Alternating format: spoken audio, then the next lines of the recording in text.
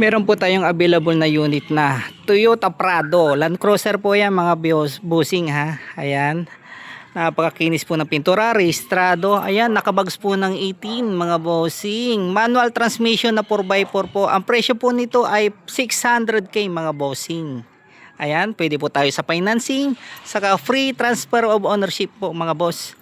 Ano, paikot ko lang po sa inyo mga bossing. Ayan. Napakaganda po ng mags. 18 po yung mags nya.